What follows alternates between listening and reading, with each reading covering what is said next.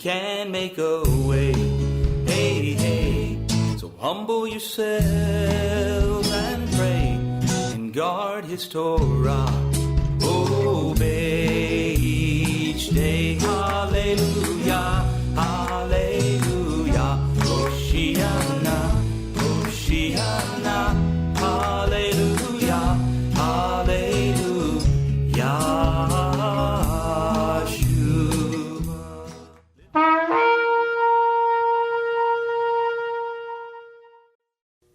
And Moshe said, Hear, O Yisrael, Yahweh your Elohim, Yahweh is one, and you shall love Yahweh your Elohim with all your heart, with all your being, and with all your might. And these words which I'm commanding you today shall be in your heart, and you shall impress them upon your children, and shall speak of them when you sit in your house, and when you walk by the way, when you lie down, and when you rise up, and shall bind them as a sign on your hand, and they shall be as frontlets between your eyes, and you shall write them on the doorposts of your house and on your gates. Shabbat Shalom, everyone. Shabbat Shalom to everyone worshiping with us at home. It's a beautiful day here in Calhoun, Georgia today. Amen. Amen. When I give a teaching, sometimes it's a hard lesson. Sometimes it's a hard lesson. Nevertheless, I try to be respectful and take into consideration where someone might be in their walk when they hear it, and deliver it in a way that is as respectful as possible. I'm sure that I have failed at times. Debbie will tell me, don't be hateful. But I'm sure that I've failed at times, and though you can't please all the people all the time, I've never intentionally given a hateful message. But that all changes today as I give a most hateful sermon. You may even already have started to feel a little uncomfortable that I said that and what I'm about to say. Today I'll be discussing the subject of hate. Yep, I thought you might hate that. That's why it will be the most hateful sermon, full of hate. It's the name of it, a most hateful sermon. Now, I don't mean that you're out of the woods yet. That's what you were thinking. Hate is one of those things that people generally feel like you shouldn't do. Don't be a hater, they say. And we have Torah and other instructions in our scriptures which direct us away from hate, like Leviticus 19:17. You want to turn there? We'll turn there real quick. YHWH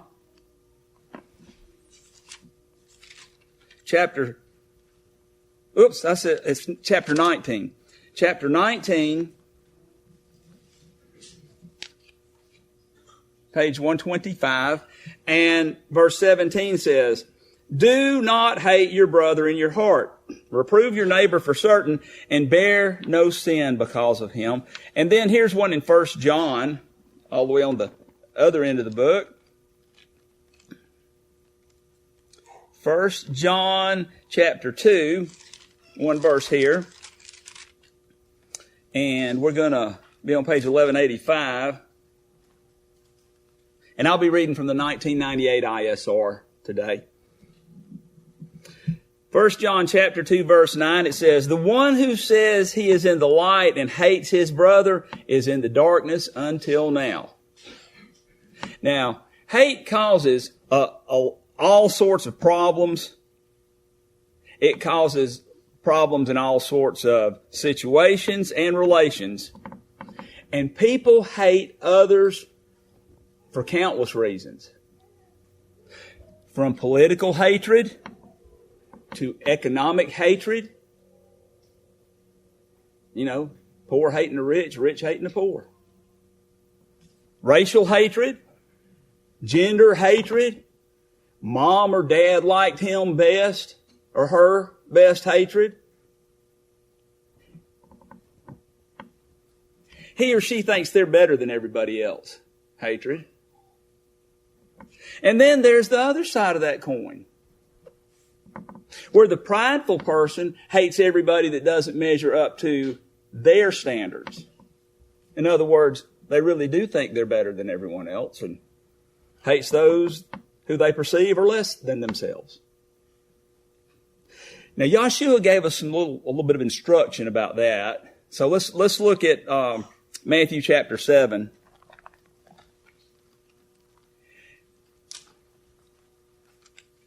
The Scripture is actually rife with things that teach us about this, and we're not going to look at nearly everything today. We're just going to scratch the surface.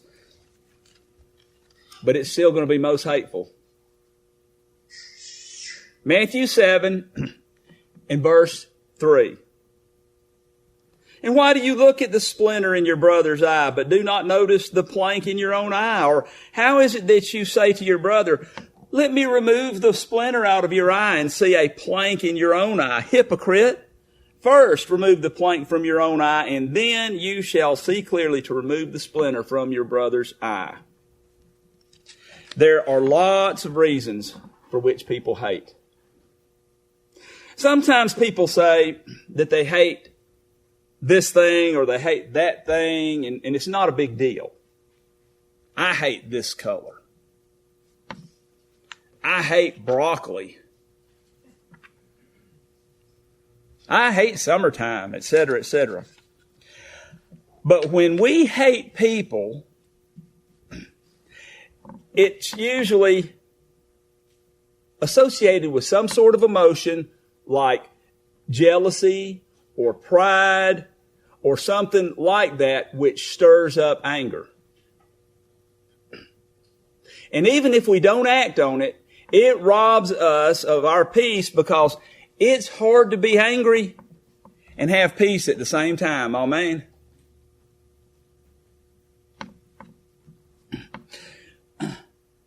Sometimes we will act on it and it causes serious and long-lasting consequences. Certainly can. Let's look at Genesis chapter 4.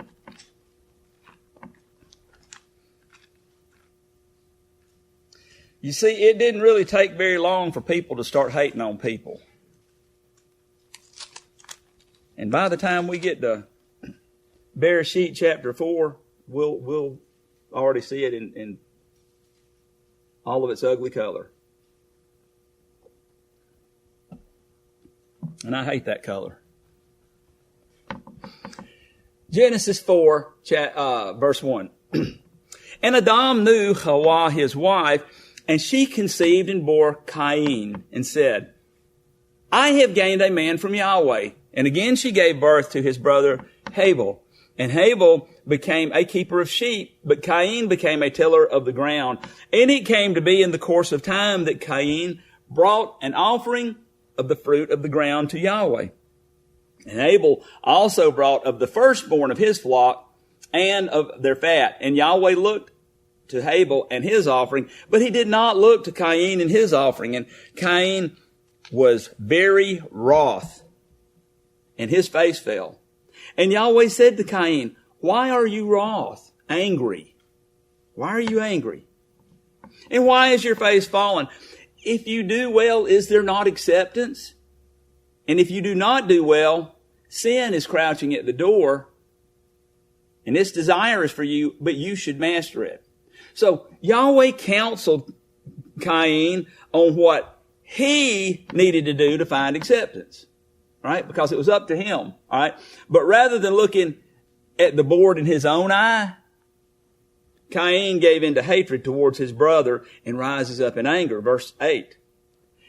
And Cain told Abel, his brother, and it came to be when they were in the field that Cain rose up against Abel, his brother, and killed him. And Yahweh said to Cain, where is Abel, your brother? And he said, I do not know him. I'm my brother's guard, my brother's keeper. And he said, what have you done?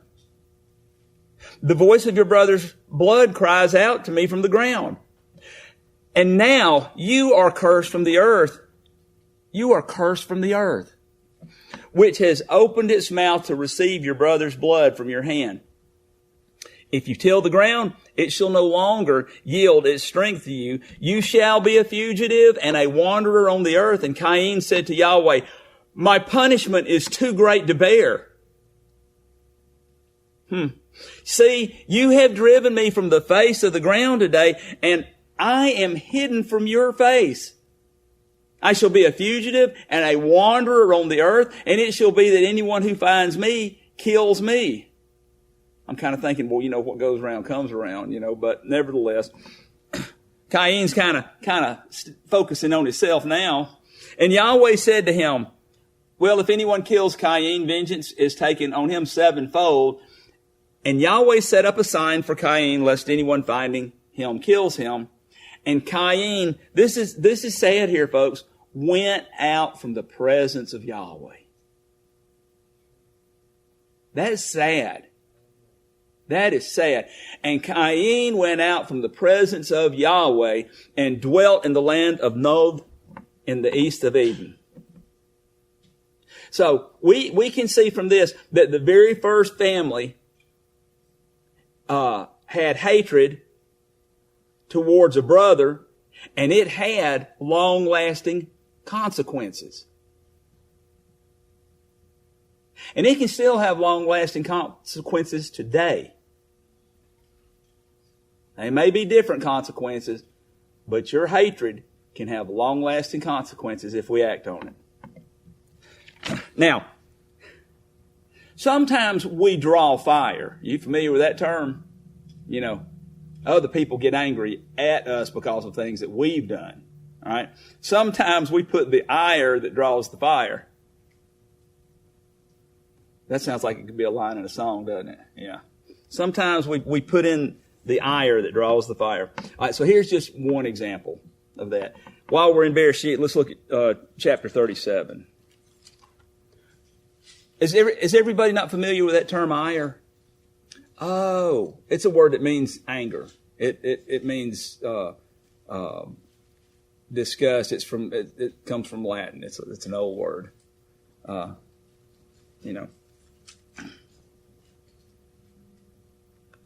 Genesis 37. Some think that it's short for when someone says, you're getting my ire up, they think it means you ever heard someone say getting their Irish up? It doesn't have anything to do with that at all. Genesis 37 verse 3.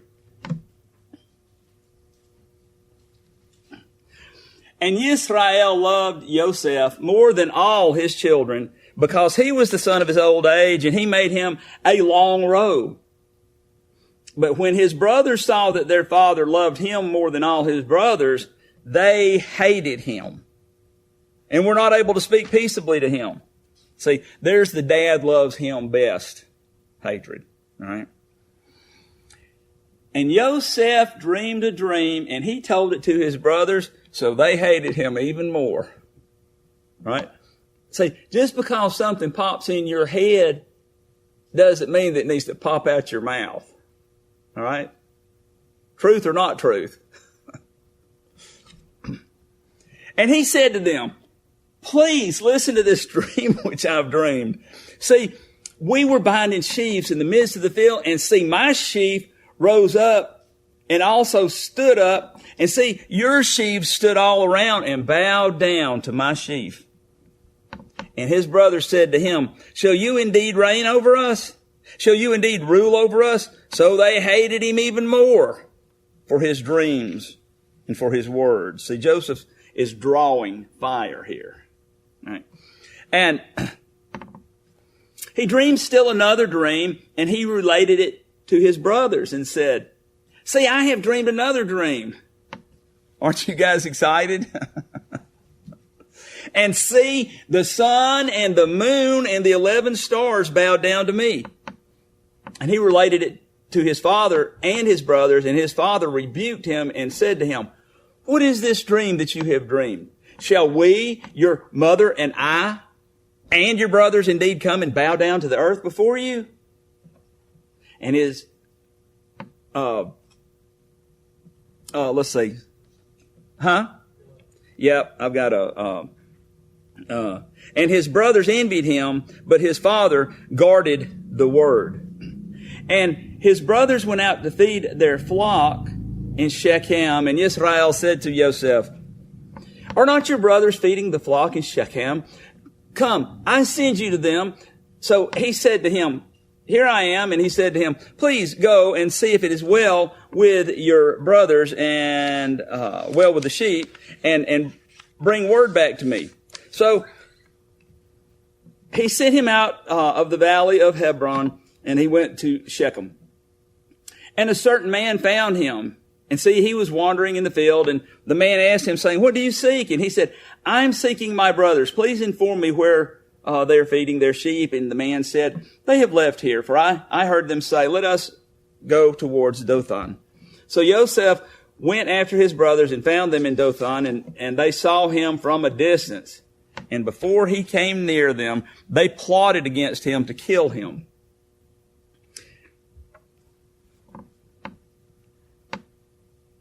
That hatred and that anger is taking such a foothold here that there's bitterness that you can't hardly imagine. Verse 19, and they said to each other, see, this master of dreams is coming. Now then, come and let us now kill him and throw him into some pit, and shall say, some wild beast has devoured him. Let us then see what comes of his dreams. But Reuben heard and rescued him from their hands and said, let us not take his life. And Reuben said to them, shed no blood, throw him into this pit which is in the wilderness, and do not lay a hand on him in order to rescue him out of their hands and bring him back to his father. So it came to be, when Joseph had come to his brothers, that they stripped Joseph of his robe, the long robe which was on him, and they took him and threw him into a pit, and the pit was empty. There was no water in it.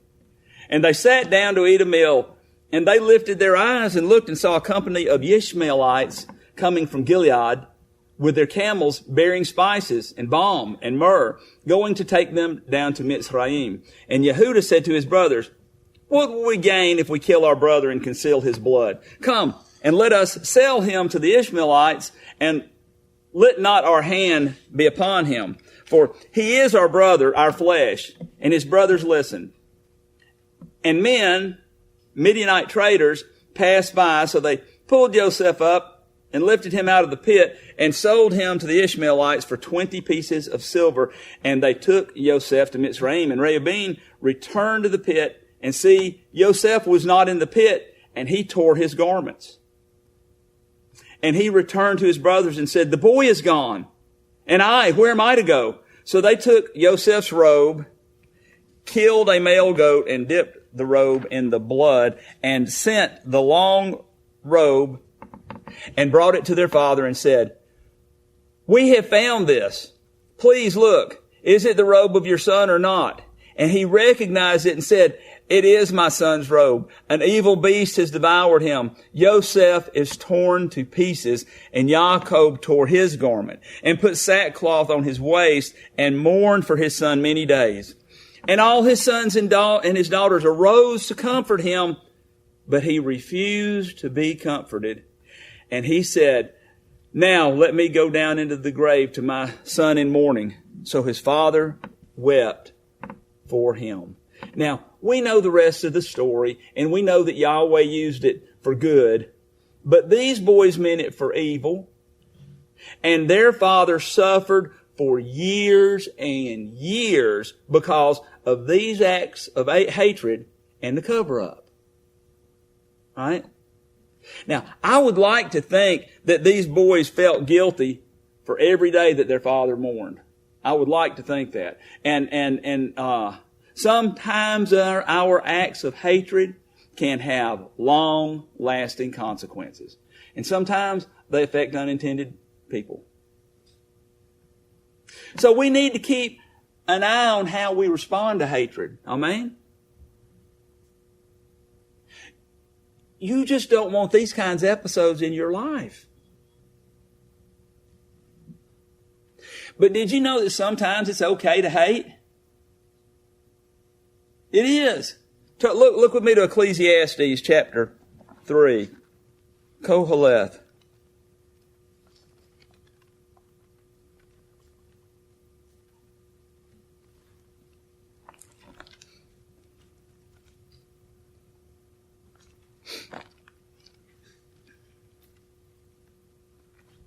let's see, we're going to be on chapter 3. We're going to be on page 801.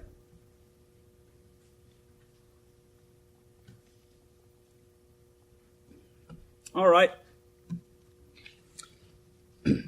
We'll read through all these. Verse 1. For every matter there is an appointed time, even a time for every pursuit under the heavens. A time to be born and a time to die. A time to plant and a time to uproot. A time to slay and a time to heal. A time to break down and a time to build up. A time to weep and a time to laugh. A time to mourn and a time to dance. A time to throw away stones and a time to gather stones. A time to embrace and a time to refrain from embracing. A time to seek and a time to lose. A time to keep and a time to throw away. A time to tear and a time to sow. A time to be silent and a time to speak. A time to love and a time to, what's that word? Hate. A time for battle and a time for peace. How about that? There is a time to hate.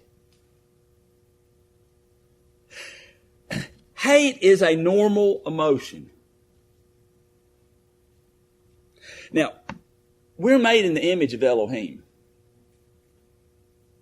And Yahweh feels hatred. Yahweh hates unrighteousness. And He even hates the unrighteous. To tell you the truth, that's one of the ways that you can tell that we are made in the image of Elohim. You know, when we become angry, it's usually because something is not doing the right way by our estimation. Right being the root of righteous. It's not doing the right way. Gary Chapman tells a story of a gentleman that came into his office one day for counseling, and his foot was all bandaged up. Now, that's not why he came in for counseling, right? But his foot was all bandaged up. The reason his foot was all bandaged up is because he kicked the lawnmower with such exuberance. All right? He kicked the lawnmower because it wouldn't start. He started hating the circumstances, and he became angry at this unrighteous lawnmower. It didn't do right. All right? It was not doing right by his estimation, so he hauled off and taught it a lesson. And he taught himself a lesson too. There's a time to hate, it says, but that probably wasn't it. Okay? Sometimes our acts have consequences.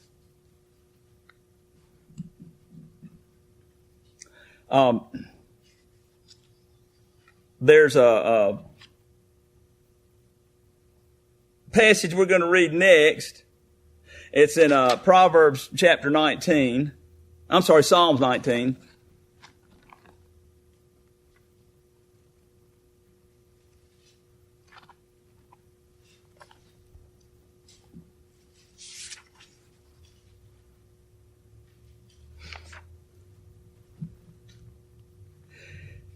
You know, he actually says that that's one of the reasons you can tell that we're made in the image of Elohim, because even the most heathenish person, when he sees something that he doesn't think is right, will become angry. Even though it may be somebody's not getting treated the way that they think they're supposed to get treated, and they'll become angry because it's not right. Psalm 19 and verse 9. The fear of Yahweh is clean, standing forever. The right rulings of Yahweh are true. They are righteous altogether, more desirable than gold, than much fine gold, and sweeter than the honeycomb. So when Yahweh gets angry, it's justified. His ways are righteous altogether.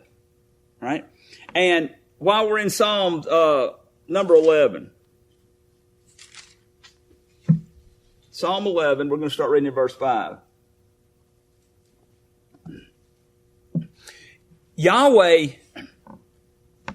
tries the righteous, but his being shall do what to the wrong? Hate the wrong. And the one who loves violence. Upon the wrong he rains snares. Fire and sulfur and a scorching wind are the portion of their cup. For Yahweh is righteous, and he has loved righteousness. The upright shall see his face. All right? And let's look in Proverbs chapter 6.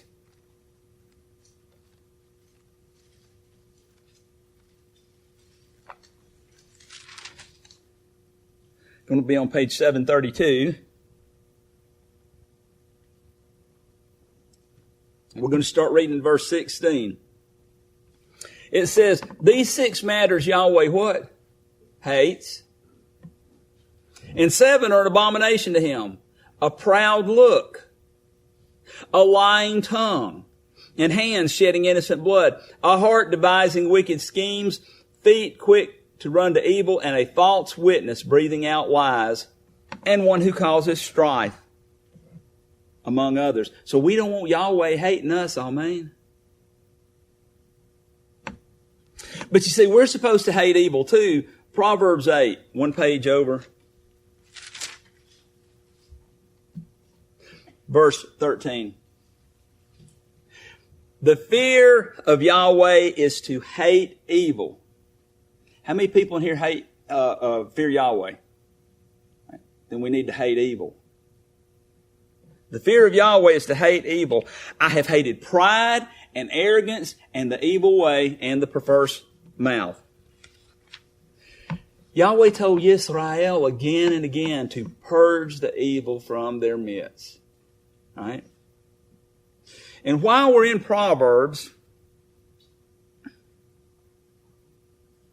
we can see that certain behaviors open us up to some self-hatred. Look at Proverbs 12.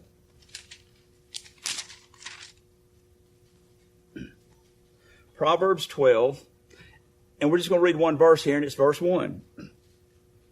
Whoever loves discipline loves knowledge, but he who hates reproof is stupid. Okay? But now look at Proverbs 15 and verse 31.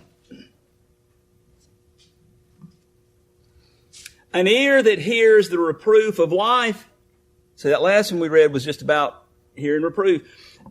An ear that hears the reproof of life does dwell among the wise. He who ignores discipline hates who? Himself. But he who listens to reproof gets understanding. The fear of Yahweh is the discipline of wisdom, and before esteem is humility. Now, there's something that you'll hear people talk about from time to time called righteous indignation. Have you ever heard of that? Righteous indignation. But we have to be on guard to watch out for self-righteous indignation. We have to be on guard for that. See, Satan is crafty, and he will use our righteousness, if you will, to cover up pride. Okay? So it's really self-righteousness to cover up pride.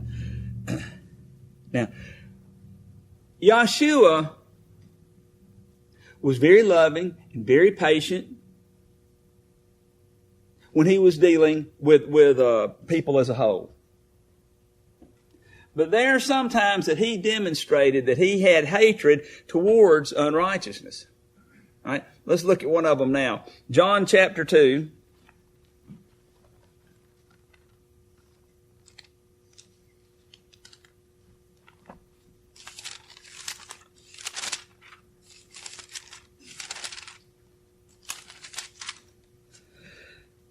John chapter 2, we're going to be on page 1019. We're going to start reading in verse 12. And after this, he went down to Capernaum, he and his mother and his brothers and his taught ones, and there they stayed not many days. And the Passover of the Yehudim was near, and Yahshua went up to Jerusalem. And he went into the set-apart place, those selling oxen, sheep, and doves, and the money changer sitting. And having made a whip of cords. Now I want you to think about this. He sees this, and he sits down, or stands up, or whatever he does, and he premeditated, sat, and tied this whip of cords together. He knew what he was going to do with it. He was thinking about it as he was putting it together. Amen? All right?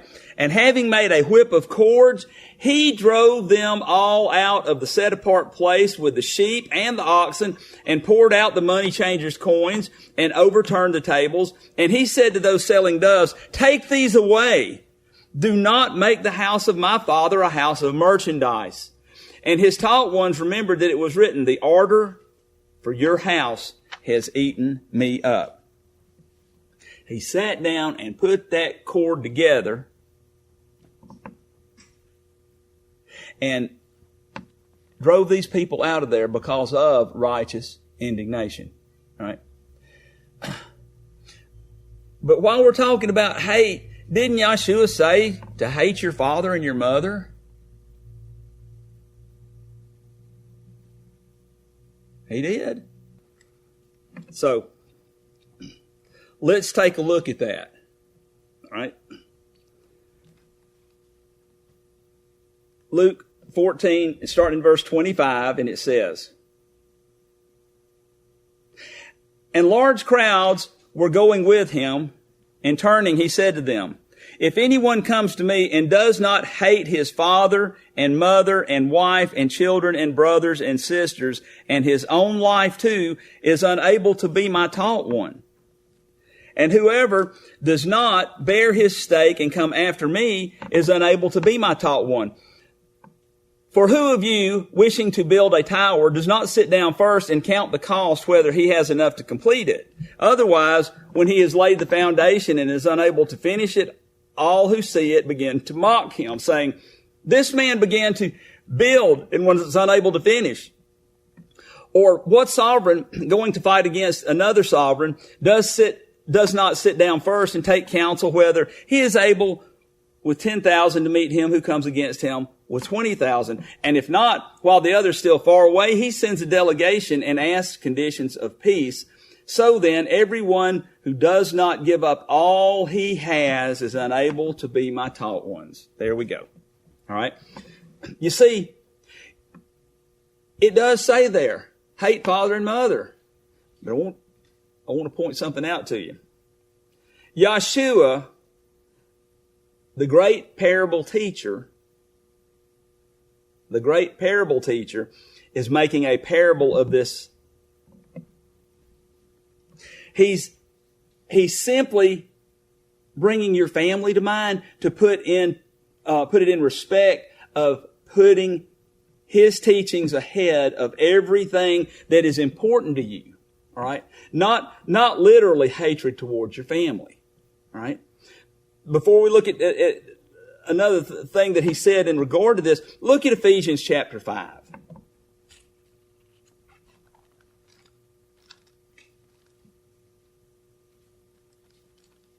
Ephesians chapter 5, we're going to be on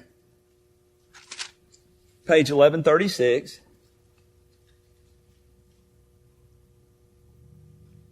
I'm going to start reading in verse 25. You see, I'm pretty sure, and I bet you would say so too, that Paul understood the concept of giving up everything that was important to you for Messiah. Amen?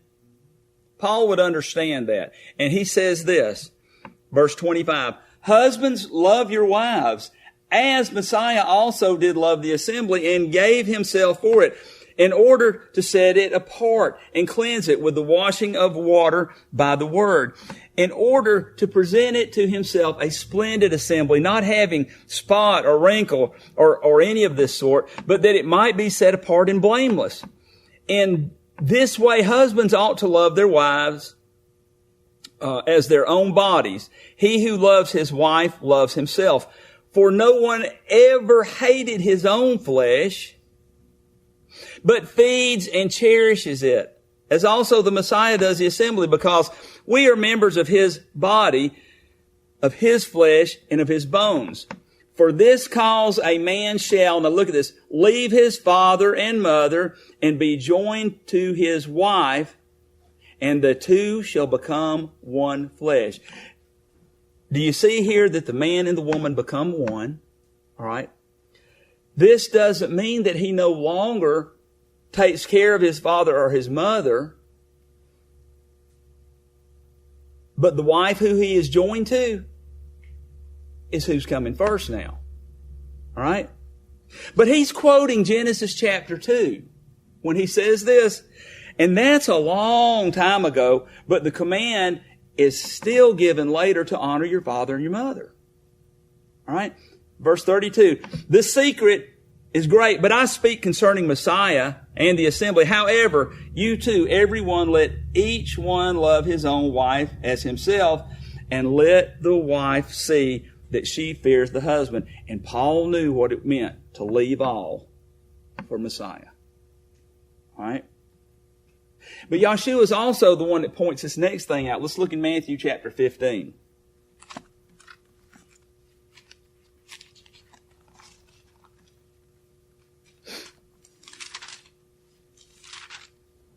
We're going to start reading in verse 1 and be on page 934.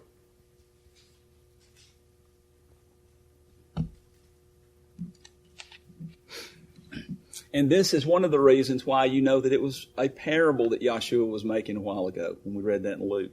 Verse 1. Then there came to Yahshua scribes and Pharisees from Jerusalem, saying, why do your taught ones transgress the traditions of the elders? For they do not wash their hands when they eat bread. But he answering said to them, why do you also transgress the command of Elohim because of your tradition? For Elohim has commanded, saying, respect your father and your mother. And he who curses father or mother, let him be put to death. Now, why would he quote something like that if he was really meaning you were supposed to hate your father and your mother? All right? But you say, whoever says to his father or mother, whatever profit you might have received from me has been dedicated, is certainly released from respecting his father or mother. So you have nullified the command of Elohim by your tradition. Hypocrites! YHWH rightly prophesied about you, saying, this people draw near to me with their mouth and respect me with their lips, but their heart is far from me. But in vain do they worship me, teaching as teachings the commands of men. So Yahshua expects us to love our fathers and our mothers. All right? He even expects us to love our neighbors as ourselves. I think he called that the second great command. Hate your father and your mother is an illustration. So, moving right along. 1 John chapter 2. We read part of this a little earlier. I'm going to read some more. 1 John chapter 2. We're going to start reading in verse 9 and be on page 1185.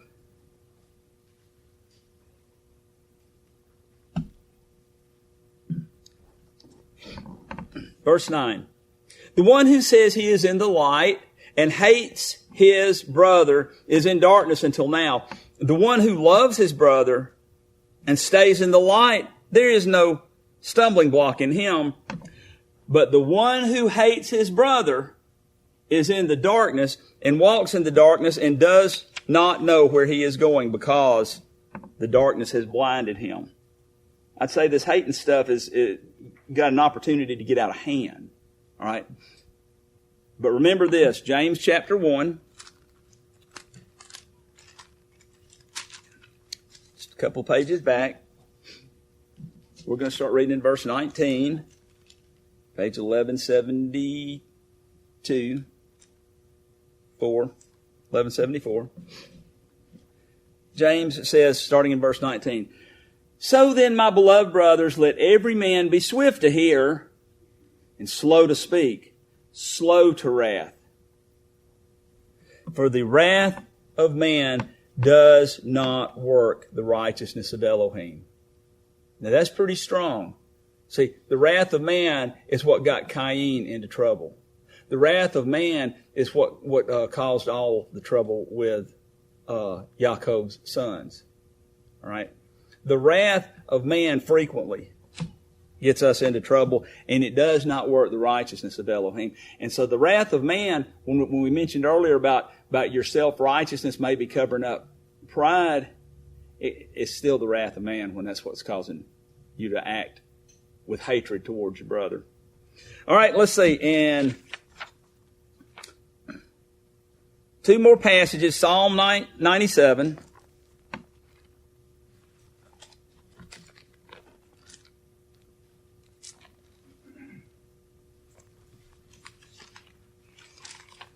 Page 700.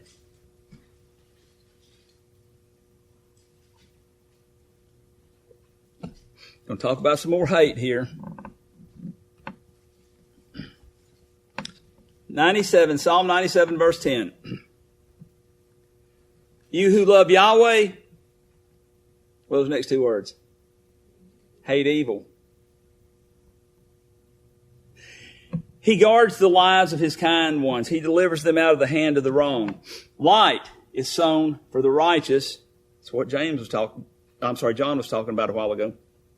Light is shown for the righteous, and gladness for the upright in heart. Rejoice in Yahweh. You rejoice and give thanks at the remembrance of his set apartness. And by the way, as mentioned just a little while ago, I want you to look at this, Leviticus 19:17. While you cry, this is where Yahshua quoted what the second great command was. While you cry, 19, page 125, excuse me.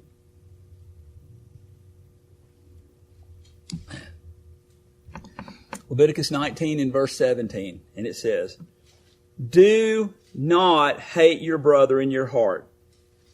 Reprove your neighbor for certain, and bear no sin because of him.